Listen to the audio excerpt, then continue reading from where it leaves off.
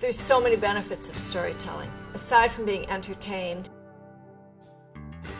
a lot of stories I tell involve character development. It's how to be brave, it's how to be honest, it's how to be a friend. I'm Byram. I'm a storyteller. I was raised in Wisconsin. I graduated with a degree in children's creative play.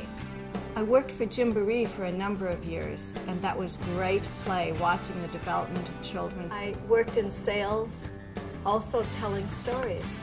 That's how we influence people, through stories. And then I wanted to move beyond that. I wanted to move beyond the physical and into their imaginations and their minds, and that's one time when I knew storytelling was going to come in real handy. I'm tempted to say that storytelling is magic, but it's not. It's just real.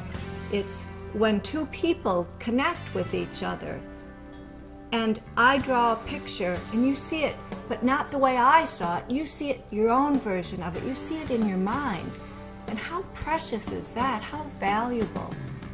If I can present an image to you, a problem with a solution, it's real. It's real, it's not magic. That's where folk tales come in. They're age-old stories, but they're universal. They connect with every man, every woman and child through generations. Across the river, when he got to the marketplace, he looked and he looked. They're entertained. They want to come back for more. A big part of storytelling is the listening. It's listening to what someone else wants to hear, even if they're not speaking it. When you choose a story, it's so important that you are thinking about not the story that you need to tell, but the story that the audience, the listener, needs to hear. Anytime I have an audience of children, He heard that sound. And then he said, meow, meow, meow. And oink, oink, oink, oink, oink, oink, oink, and ba, ba, ba, ba. oh, they tell you right away what they want to hear and what they don't want to hear.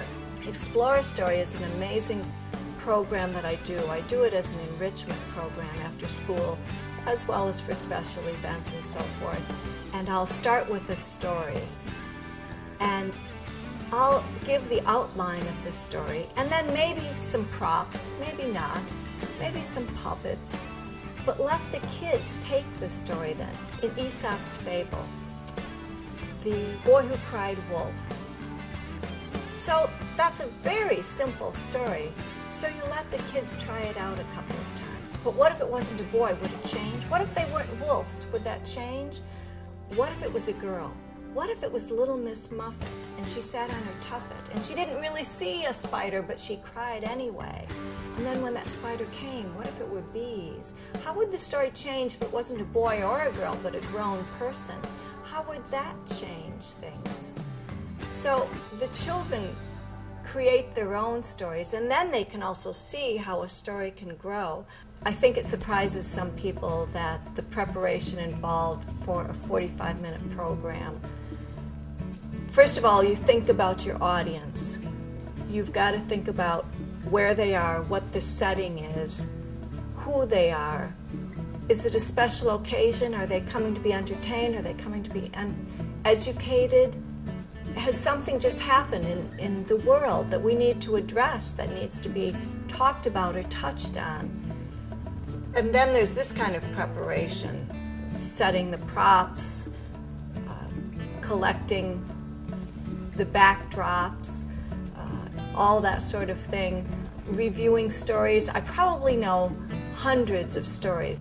Mr. Wiggle and Mr. Waggle. Do you know that story?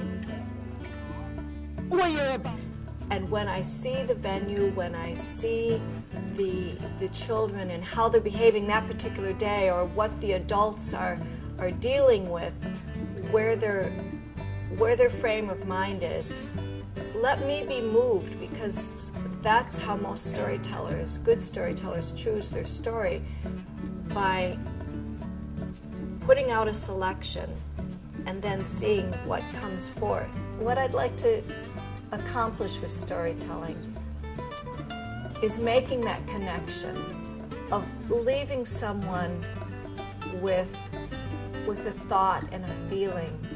And it doesn't even need to be conscious. They can go home and forget the story.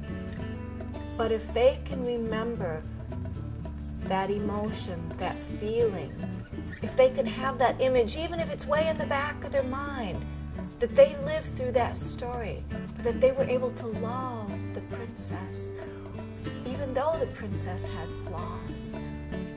Or if they were able to be someplace else, somebody else for that moment of time. Because if they can do that, they've got it internally now. That would be my goal. And to share that with audiences and to spread the word that storytelling can touch lives. I'm Byram. I'm a storyteller.